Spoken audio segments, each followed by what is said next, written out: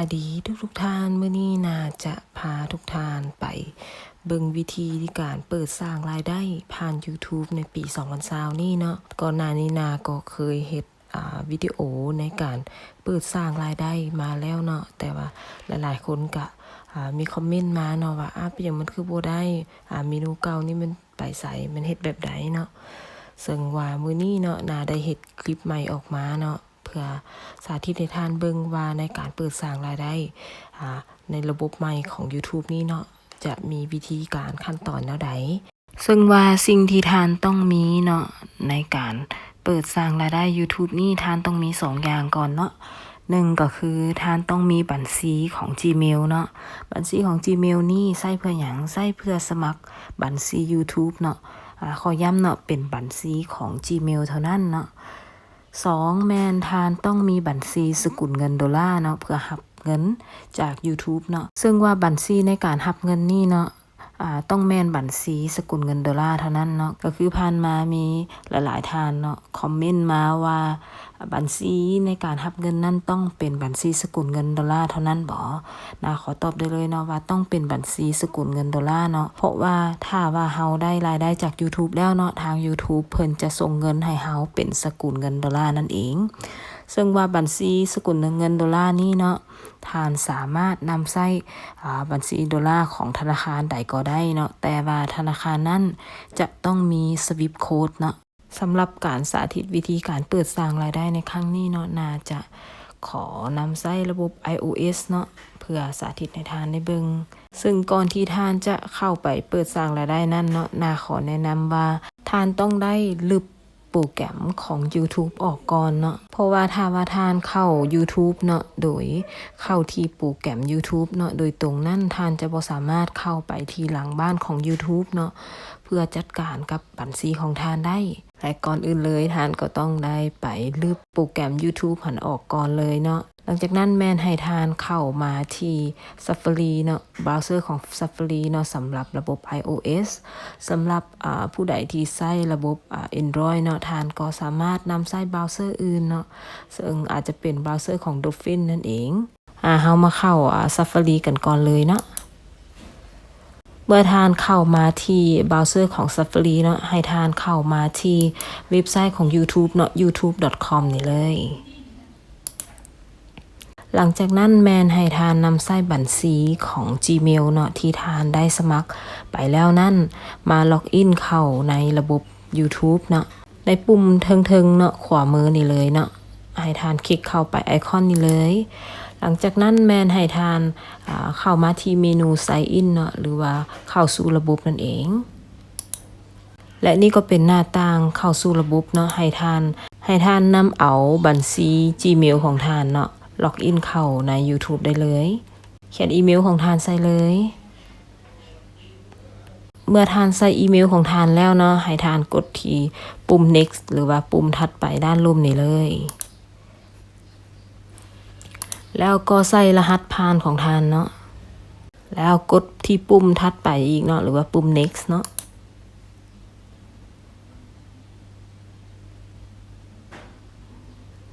จะเห็นได้ว่าทานได้เข้าสู่ระบบของ YouTube เป็นที่เรียบร้อยแล้วเนาะจากนั้นก็ให้ทานคลิกมาที่ไอคอนด้านขวามือเนาะไอคอนด้านขวามือนี่เลยทางสุดนี่เลยเนาะแล้วก็เข้ามาที่เมนู Your Channel เนาะหรือว่าที่เป็นภาษาไทยแมนช่องของเฮานั่นเองคลิกเข้ามาเลยซึ่งจะเห็นได้ว่า YouTube เนาะจะให้เฮาตั้งชื่อช่องของเฮาเนาะซึ่งทานสามารถตั้งชื่อช่องตามชื่อของทานเนาะแบบนี้เนาะมันจะขึ้นมาเองตามอีเมลที่ทานได้ตั้งเนาะอีเมลที่ทานได้ตั้งไปชื่อและนามสกุลนั่นเองเนาะหรือว่าถ้าอาจจะเปลี่ยนก็ได้ถ้าว่าทานใดอยากตั้งช่องเป็นชื่อใหม่เนาะทานสามารถลบออกเนาะแล้วตั้งชื่อใหม่ของทานได้เลยแต่ในที่นี้เนาะน่าจะขอตั้งช่อง YouTube นี่ตามชื่อของนาเนาะเมื่อทานตั้งชื่อเรียบร้อยแล้วเนาะให้ทานคลิกมาที่ปุ่มสร้างช่องเนาะหรือว่า create channel นี่เองเนาะ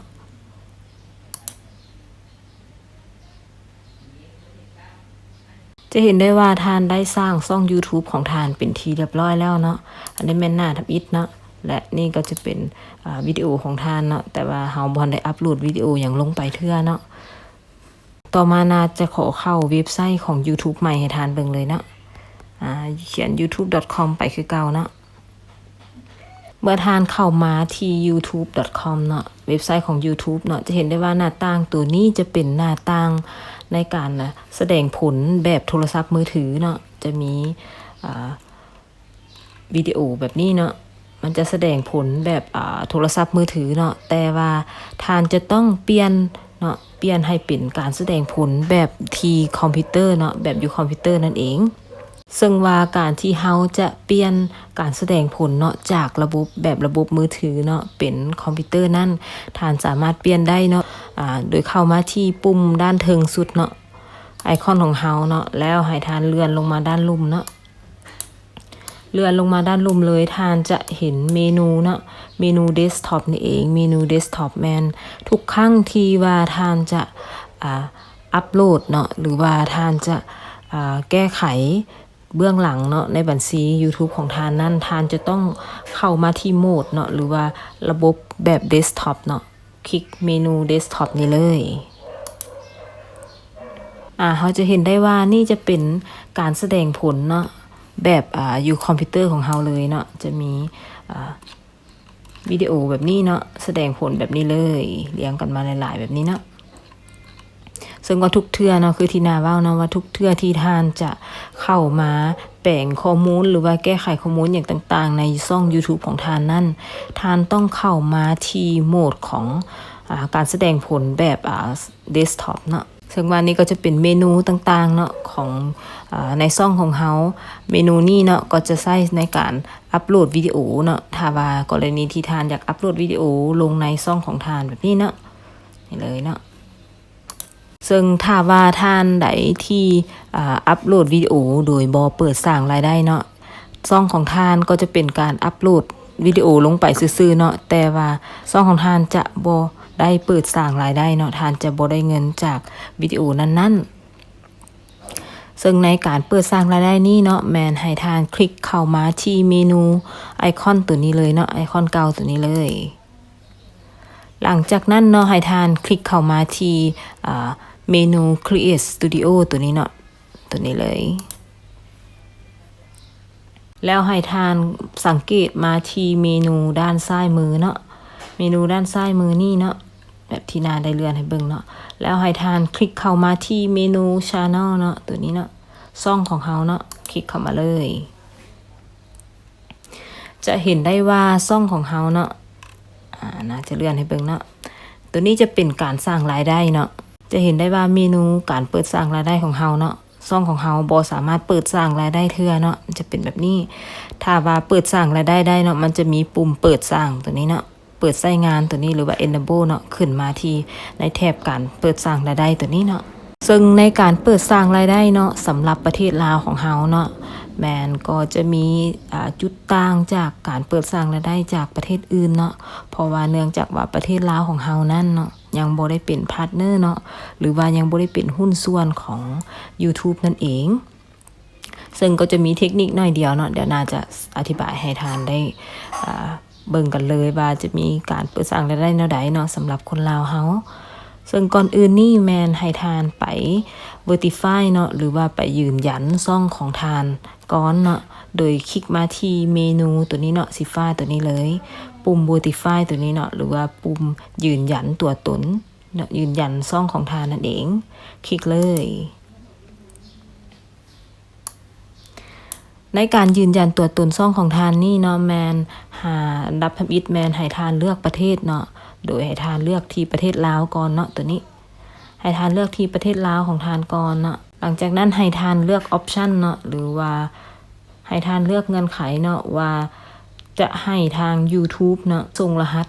โดยการโทรหาทานเนาะหรือว่าโดยการส่งเมสเสจเข้าหาทานเนาะแต่โดยปกตินะขอแนะนำว่าให้ทานเลือกออปชันที่2เนาะก็คือให้ทาง YouTube ส่งโค้ดเนาะหรือว่าส่งรหัสเข้าทางเมสเสจของทานเนาะตัวนี้ให้ทานคลิกเมนูที่2ตัวนี้เลยเนาะไอคอนนี้เนาะ หลังจากนั้นก็ให้ทานใส่เบอร์โทรศัพท์ของทานเนาะโดยจะมีตัวอย่างให้ทานเบิ่งเนาะก็คือใส่020แล้วตามด้วยเบอร์โทรของทานเนาะนะขอใส่ตัวนี้เนาะ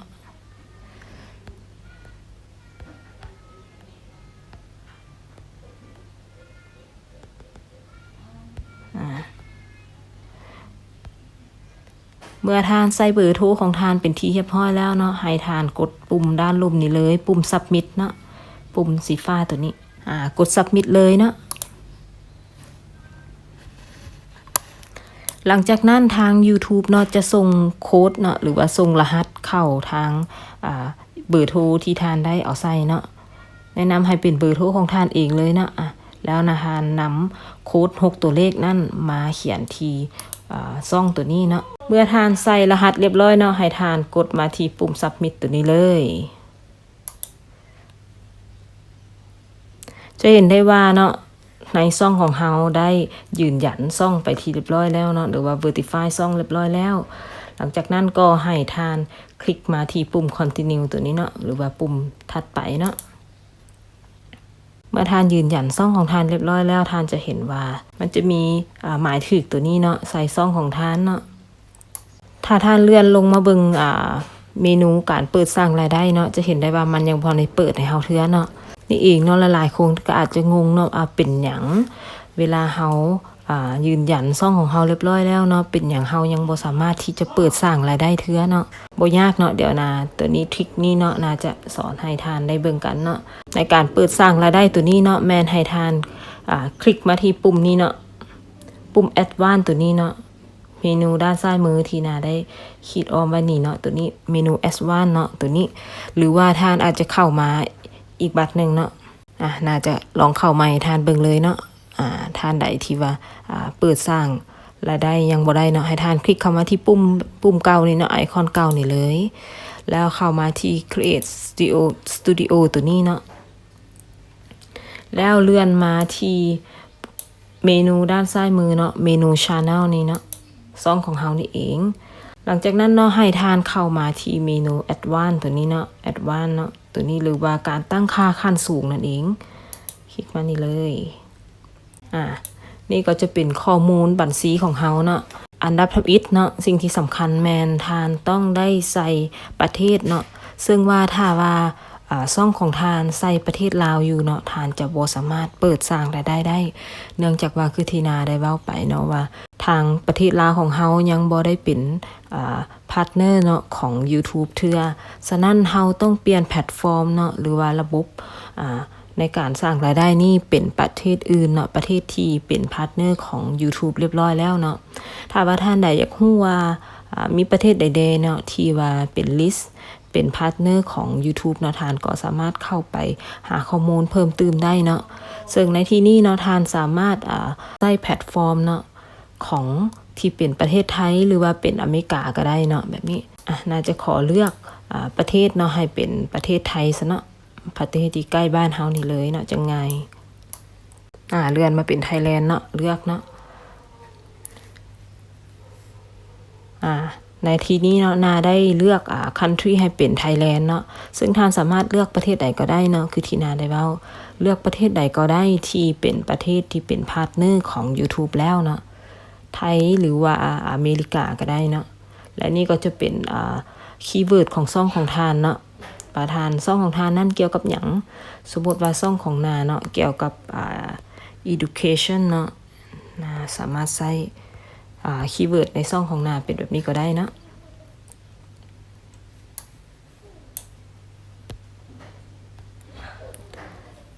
หลังจากนั้นเนาะเมื่อทานตั้งค่าประเทศของเฮาเรียบร้อยแล้วเนาะถ่ายให้ทานเลื่อนลงมาด้านลุ่มเนาะแล้วจะมีปุ่มเซฟด้านลุ่มนี่เนาะปุ่มบันทึกตัวนี้ทานคลิกเซฟได้เลย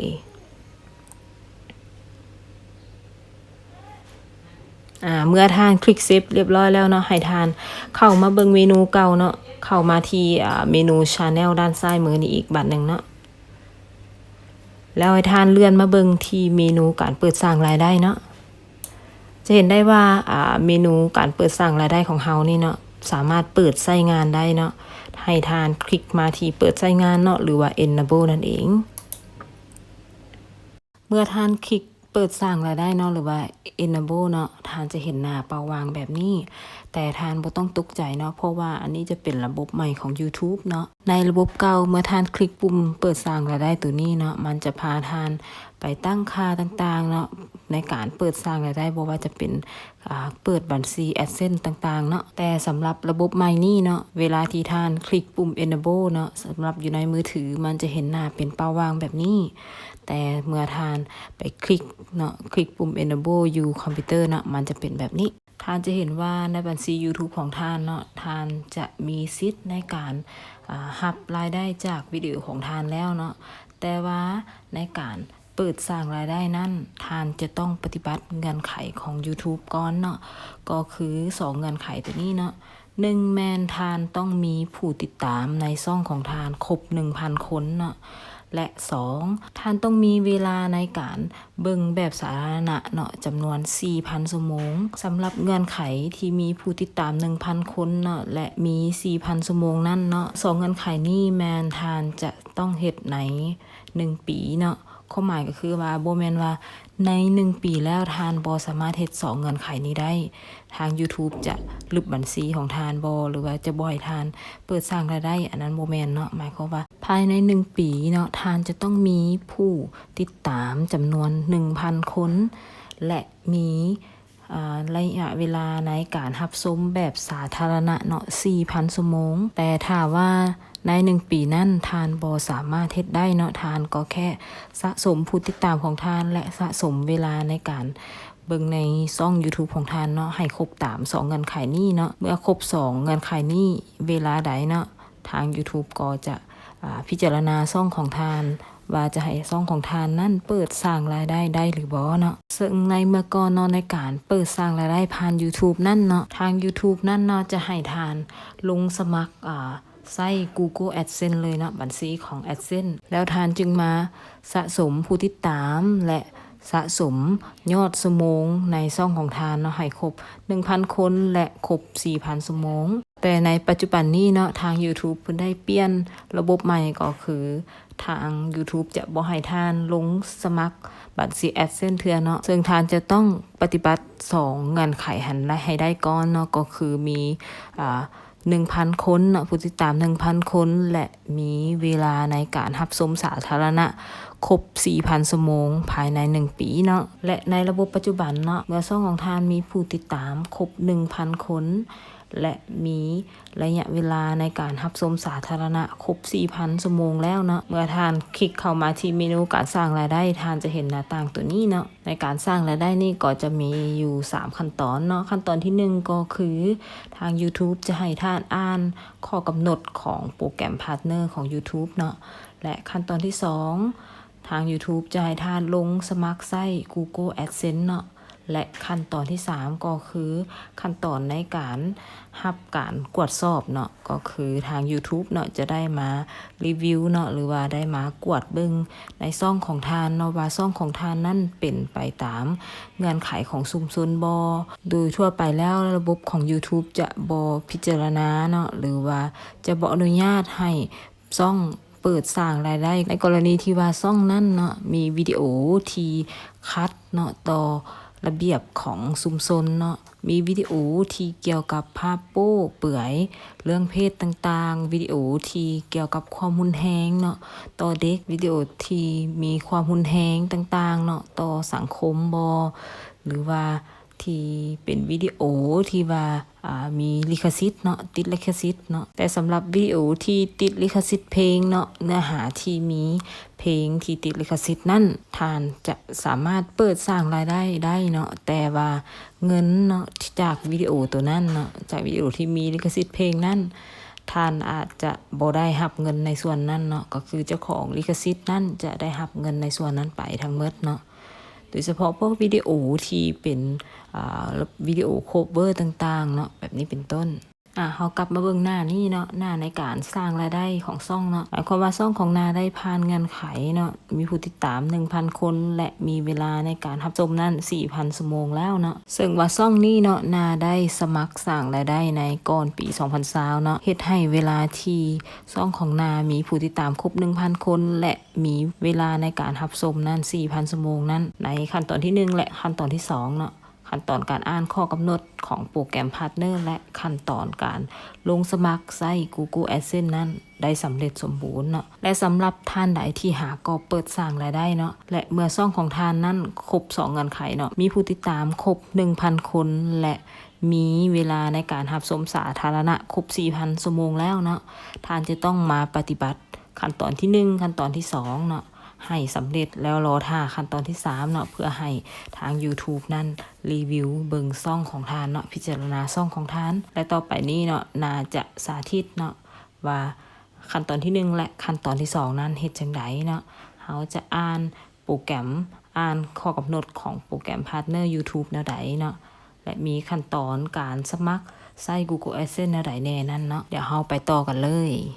ท่านจะเห็นว่านี่จะเป็นหน้าต่างในการสร้างรายได้เนาะสร้างรายได้ของ YouTube ซึ่งว่าในตอนนี้หน้าต่างตอนนี้จะมีอยู่4เงื่อนไขเนาะก็คือเงื่อนไขที่1เนาะอ่านและยอมรับข้อกำหนดของโปรแกรมพาร์ทเนอร์ YouTube เนาะ2ลงซื้อใช้ AdSense เนาะ3การกำหนดการสร้างรายได้เนาะและ4แม่นเงื่อนไขในการเฮ็ดให้ซ่องของเฮามีผู้ติดตาม 1,000 คนเนาะและมียอดเวลาในการเบิ่งนั้นครบ 4,000 ชั่วโมงสำหรับข้อที่4นี่เนาะในระบบปัจจุบันนี้จะบ่มีเนาะก็คือเฮาจะต้องได้ปฏิบัติข้อที่4นี้ให้ได้ก่อนแล้วเราจะมาปฏิบัติข้อที่1หาข้อที่3เนาะซึ่งในตอนนี้นาจะมาสาธิตขั้นตอนการอ่านและยอมรับข้อกำหนดเนาะในการเป็นพาร์ทเนอร์ของ YouTube เนาะโดยให้ท่านคลิกมาที่ปุ่มเริ่มต้นกันเลยเนาะหลังจากนี้จะเป็นข้อกำหนดต่างๆของYouTube เนาะตัวนี้หลายๆคนเขามีเวลาสิอ่านก็ได้เนาะมันหลายๆเนาะแต่ว่าตัวนี้อ่านมาแล้วให้ท่านกดยอมรับเนาะทั้ง3อันเลยเนาะกดทั้ง3ปุ่มเลยเนาะตัวนี้แล้วละกดเฮายอมรับเนาะกดยอมรับไปเลยหลังจากนั้นเนาะเราจะมาเห็นว่าข้อที่1ของเราเนาะก็คือสำเร็จไปเรียบร้อยแล้วเมื่อสำเร็จแล้วมันจะกลายเป็นสีเขียวเนาะตัวนี้อาจจะมาเริ่มข้อที่2ก็คือลงซื้อสมัครใช้ AdSense เนาะตัวนี้เรากดปุ่มเริ่มต้นเข้าไปเลยกดปุ่มเนี้ยมาฮอดตัวนี้เนาะมาฮอดการสร้างรายได้ตัวนี้บ่ต้องงงเนาะให้ท่านคลิกปุ่มด้านล่มเนาะปุ่มถัดไปเนาะเราจะเปลี่ยนเส้นทางไปหา AdSense เนาะมันจะลิงก์เข้ามา AdSense ของเราเนาะให้ท่านเอาอีเมลเมื่อกี้เนาะที่ของเราที่เป็นอีเมลของเราเนาะเราคลิกเข้าเลือกบัญชีของเราได้เลยเนาะเป็นบัญชีเมื่อกี้ที่นาลงทะเบียน YouTube เป็นไว้เนาะคลิกเข้าไปเลยตัวนี้มันจะลิงก์มาหน้าของ AdSense ของเราเนาะหน้าของ AdSense ของเราตัวนี้เนาะตัวนี้ให้เราเลื่อนลงมาเนาะเลื่อนลงมาอันนี้มันใช้ประโยชน์จาก AdSense ให้คุ้มค่าเนาะโดยจะมีตัวเลือกให้เราเลือกอยู่2อันเนาะ1มันใช้ส่งความช่วยเหลือเนาะและคำแนะนำด้านประสิทธิภาพสำหรับเราเนาะโดยเฉพาะหรือว่าบ่ให้เลือกที่จะบ่ให้ AdSense เนาะส่งคำแนะนำอย่างไรเราเนาะอันนี้น่าขอให้เลือกให้ AdSense เนาะส่งคำแนะนำให้เราเนาะมินคลิกตัวนี้และให้เลือกประเทศของเราในจุดนี้เนาะให้เราเลือกประเทศลาวเขาเลยเนาะจุดนี้ประเทศลาวเขาเนาะอยู่นี่เลยเขาคลิกเลือกประเทศลาวของเขาเนาะตัวนี้เนาะอย่าเลือกประเทศอื่นเด้อเลือกประเทศลาวเนาะในส่วนของ AdSense เนาะแล้วเลื่อนมาเนาะให้เขาคลิกตัวนี้เนาะอันนี้กำหนดเงื่อนไขของ AdSense เนาะให้เขากดคลิกยอมรับเนาะยอมรับข้อตกลงเนาะแล้วก็หลังจากนั้นแนวคลิกสร้างบัญชีเลยเนาะสร้างบัญชี AdSense เลยมาฮอดหน้าตัวนี้เนาะจะเป็นเข้ามาสู่ของ AdSense เนาะเฮาคลิกเริ่มต้นใช้งานเนาะปุ่มนี้ในส่วนของหน้าอีกนี้เนาะมันจะให้เฮาใส่รายละเอียดเนาะที่อยู่ในการชำระเงินของเฮาเนาะตัวนี้เนาะให้เฮาใส่ข้อมูลเนาะลูกค้าเนาะให้เลือกเนาะประเภทของลูกค้าเนาะตัวนี้เนาะเป็นข้อมูลลูกค้าประเภ ภทบัญชีเนาะตัวนี้เฮาใส่ประเภทบัญชีให้เฮาเลือกเป็นบุคคลธรรมดาเนาะของเฮาเป็นบุคคลธรรมดากับธุรกิจเนาะเฮาเลือกบุคคลธรรมดาหลังจากนั้นที่อยู่ของเฮาเนาะที่อยู่ของเฮานี่เนาะชื่อของเฮาแต่อันนี้มันชื่อเนาะชื่อของเฮาเนาะเฮาสามารถแปลงก็ได้เนาะแต่ใส่ชื่อของเฮามีแต่สเปลภาษาอังกฤษเนาะข้อมูลต่างๆให้ใส่ละเอียดเนาะเป็นข้อมูลตามพาสปอร์ตของเฮาเนาะเป็นชื่อในตามพาสปอร์ตของเฮาชื่อนามสกุลเนาะแล้วที่อยู่เนาะให้เฮาใส่ที่อยู่เนาะอันนี้นะที่อยู่ของเฮาในส่วนนี้เฮาใส่ที่อยู่ของเฮาเนาะใส่ที่อยู่ของเฮาให้ละเอียดเลื่อนลงมาเนาะที่อยู่ของเฮานะขอใส่นี้เนาะจะเป็นมีบ้านเนาะมีบ้านเมืองเนาะแขวงเนาะตัวนี้ใส่ที่อยู่ของเฮาให้ละเอียดเนาะรหัสไปรษณีย์ตัวนี้มันให้เฮาไปเอาเนาะหรือว่าถ้ามันไผบ่ฮู้เนาะรหัสไปรษณีย์เนาะของที่อยู่แขวงนั่นเนาะหรือว่าเมืองนั่นเนาะให้เฮาเสิร์ชเข้าเสิร์ชเข้า Google ก็ได้เนาะเขียนว่าpostcode เนาะ postcode เดี๋ยวนาสิลองให้เบิ่งเนาะว่าเฮาสิเอารหัสไปรษณีย์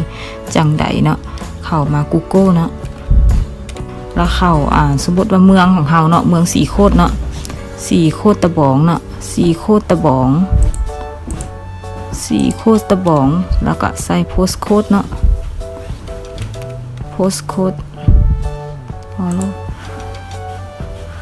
สีโคตรตะบอง postcode เนาะเสิร์ชอยู่นี่ก็ได้เนาะ district postcode เนาะโอเคเฮามาเลื่อนเบิ่งอยู่นี่เนาะ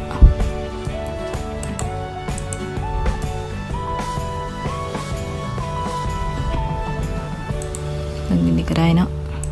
มันจะมีเนาะรหัสเนาะตัวนี้ของเมืองสีโคตรตะบองเนาะมันจะมีรหัส01010เนาะ01010เนาะตัวนี้เลยเป็นรหัสเดี่ยวเนาะของเมืองสีโคตรเนาะโอเคท่านเอาอยู่นี่เนาะแบบนี้เนาะแล้วท่านอยู่เมืองใดอย่างจังใดก็เอาเซิร์ชไปเอารหัสได้เลยเนาะสำหรับนาอยู่สีจันทบุรีเนาะมันจะเป็นรหัส01000เนาะเขาใส่เมืองอีกเนาะแล้วอันนี้มันเบอร์โทรศัพท์ของเฮาเนาะให้เฮาเปลี่ยนเบอร์ของเฮาเนาะเมื่อกี้นะใส่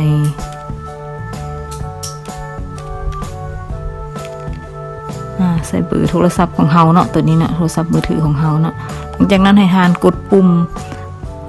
ส่งเนาะบอก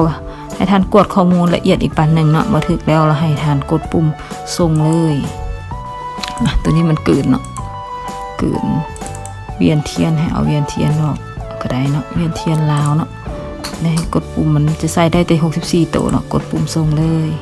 กำลังเปลี่ยนแปลงเส้นทางเนาะให้เรากดเปลี่ยนเส้นทางเนาะตัวนี้มันจะนำเข้าไปกลับไปคืนเนาะตัวนี้มาถึงจุดนี้เนาะเขาเห็นว่ามันจะลิงก์กลับคืนมาหน้าของ YouTube เนาะเพราะตัวนี้เขาเห็นว่าเขาตั้งค่าเนาะกับ AdSense นั้นสำเร็จแล้วเนาะมันจะกลายเป็นปุ่มสีเขียวเนาะหรือว่าขั้นตอนนี้สำเร็จแล้วเนาะ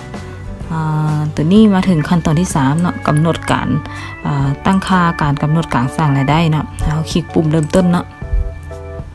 มาถึงตัวนี้เนาะมันจะถามเราเกี่ยวกับการสร้างรายได้เนาะวิดีโอที่มีอยู่ทั้งหมดในวิดีโอของเราเนาะทั้งหมดและวิดีโอในอนาคตของเราเนาะมีแต่ตัวนี้รูปแบบโฆษณาเนาะมันให้เราเลือกว่าสิให้โฆษณาขึ้นในรูปแบบใดเนาะโฆษณาซ่อนทับบอกโฆษณาผู้สนับสนุนอย่างต่างๆเนาะมีแต่บ่ต้องอันนั้นหลายเนาะมีแต่จุดนี้เราอยากให้มีแต่ให้ทานเนาะคลิกหมดทุกอันเลยเนาะจังสิแล้วกดบันทึกเนาะกดบันทึกนี่เลยเนาะเมื่อทานกดบันทึกแล้วเนาะมันจะเห็นว่า3ขั้นตอนนี้ก็ถือว่ากลายเป็นสีเขียวเนาะถือว่าสำเร็จแล้วเนาะและนั่นก็เป็นการสาธิตเนาะวิธีการในการปฏิบัติขั้นตอนที่1และขั้นตอนที่2เนาะขั้นตอนในการอ่านข้อกำหนดของโปรแกรมพาร์ทเนอร์ YouTube และขั้นตอนการลงซื้อสมัครใช้ Google AdSense นั่นเองและเมื่อทานปฏิบัติ2ขั้นตอนนั้นเรียบร้อยแล้วเนาะทานก็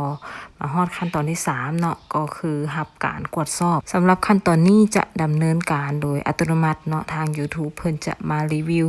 หรือว่ามากวดกาวิดีโอในช่องของทานเนาะว่าช่องของทานนั้นเป็นไปตามเงื่อนไขของชุมชนบ่เนาะ และบ่มีวิดีโอใดคัดเนาะต่อระเบียบการอื่นๆเนาะหรือว่าบ่มีวิดีโอใดเนาะที่ติดลิขสิทธิ์เนาะถ้าว่ามีวิดีโอที่ติดลิขสิทธิ์เนาะทาง YouTube ก็จะแจ้งให้ทานเนาะหรือในส่วนที่มีลิขสิทธิ์นั้นออกก่อนเนาะซึ่งในระยะเวลาในการพิจารณาของ YouTube นั้นจะดำเนินไปประมาณเนาะ1 เดือนเนาะหลังจากที่ว่า YouTube นั้นพิจารณาแล้วเนาะ YouTube จะส่งผลการพิจารณาเนาะจะแจ้งเฮาเนาะว่าซ่องของเฮานั้นผ่านเงื่อนไขหรือบ่มาที่ทางอีเมลของเฮาโดยตรงเนาะมีแต่ทานแค่รอท่าอีเมลจาก YouTube เนาะว่าซ่องของท่านนั้นจะผ่านเงื่อนไขให้เปิดสร้างรายได้ได้หรือบ่เอาเป็นว่าวิดีโอนี้เนาะมาฮอดนี้ก็หมดลงเท่านี้ท่านใดที่ว่ามีข้อข้องใจในจุดใดท่านสามารถที่จะคอมเมนต์อยู่กล้องวิดีโอของนาได้เนาะนาจะมาตอบให้เนาะก่อนจากกันนาก็ฝากกดไลค์กดแชร์ช่องฮันนาสตาร์ช่องใหม่ของนาให้เด้อแล้วมาพบกันใหม่ในวิดีโอต่อไปเนาะบ๊ายบาย